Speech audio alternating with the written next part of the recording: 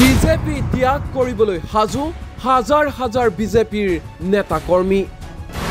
ৰাজ্যিক বিজেপিক দল ত্যাগ কৰাৰ হুংকাৰ হাজাৰ হাজাৰ বিজেপি কৰ্মীৰ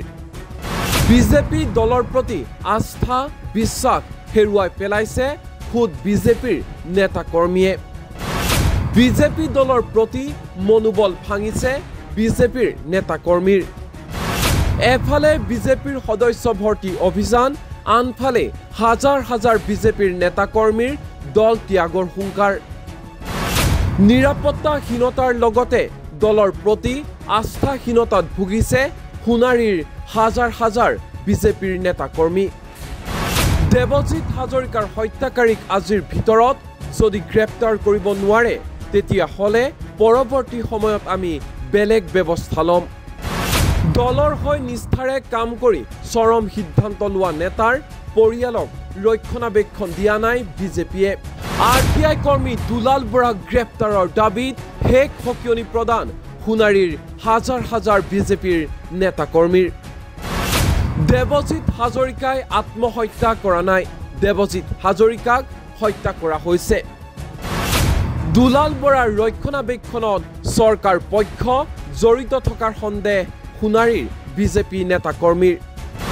সংবাদমেল পাতি এনেধৰণে খুব উজাৰি হুংকাৰ প্ৰদান কৰিলে সোণাৰীৰ বিজেপি নেতা কৰ্মীয়ে ইয়াৰ পৰা মই মুখ্যমন্ত্ৰীক অনুৰোধ জনাম আমি আমাৰ প্ৰশাসনৰ যিবিলাক মুৰব্বী তেওঁলোককো আমি অনুৰোধ জনাম যে অতি পলমে আজিৰ ভিতৰত যাতে হত্যাকাৰী দুজন মই হত্যাকাৰী বুলি কৈছো ৰফিক আহমেদ এজন হত্যাকাৰী আৰু এজন হলগৈ দুলাল বৰা এজন হত্যাকাৰী তেওঁলোকে যদি এইবিলাক নিউজ নকৰিলেহেঁতেন আমাৰ সমাজৰ পৰা এই এনে এটা উঠি অহা যুৱক যি যুৱকজনৰ কাৰণে আমি বহুত আশা কৰি আছিলো যে চৰাইদেউ অকল ৰজাপুখুৰী আৰু টিয়ঘাট বুলি নহয়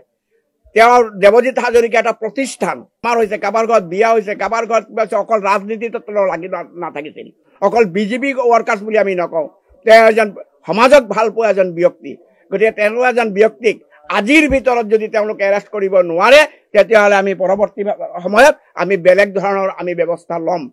মই অনুভৱ কৰিছো বিভিন্নজনৰ লগত বিভিন্ন সমাজত কথা পাতিছো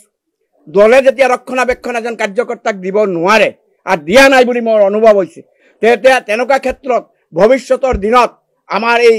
চৰাইদেউ জিলাত সোণাৰী সমষ্টিত ভাৰতীয় জনতা পাৰ্টীৰ যিসকল কাৰ্যকৰ্তা আছে তেওঁলোকৰ মনোবল ভাঙিছে আৰু ভৱিষ্যতে তেওঁলোকে এই পন্থাত কাৰ্যকৰ্ম কৰিব বুলি ভবা নাই মই এজনে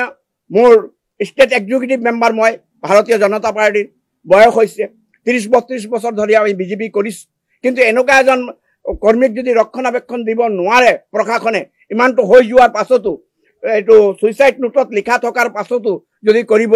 নোৱাৰে তেতিয়াহ'লে আমাৰ মন ভাগি পৰিছে আমিও দলৰ কাম কৰিম বুলি আগুৱাই যাবৰ কাৰণে কিন্তু আমাৰ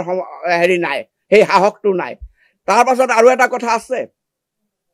যে সুইচাইড নোট আমি জনাত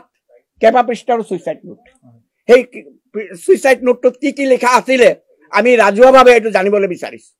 আমি সুইচাইড নোটত কি লিখা আছে অকল এই চাৰিটাৰ নাম আছে না আৰু কিবা সংযোগ আছে এই কথাবিলাক আমি জানিব পৰা নাই গতিকে সেইকেইটাও আমি জানিবলৈ বিচাৰিছো গতিকে সুইচাইড নোটত কি আছে এইটো প্ৰশাসনে আমাক মুকলিকৈ এইটো দেখুৱাবৰ কাৰণে আপোনালোকৰ যোগেদি মই আহ্বান জনাইছো তেওঁ জেলতো গৈছিলে জেলৰ পৰা অহাৰ পাছতে তেওঁ একে কুকৰ্ম কৰি আছে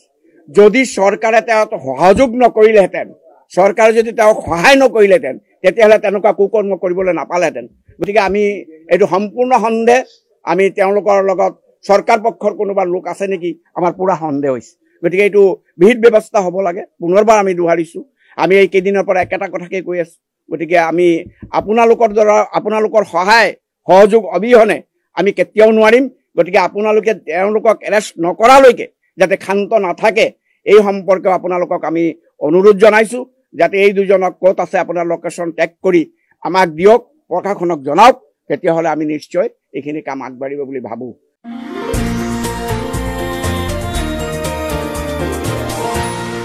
এনিটক্স, সতৰ বিপৰীতে ৰাইজৰ স্বাৰ্থত।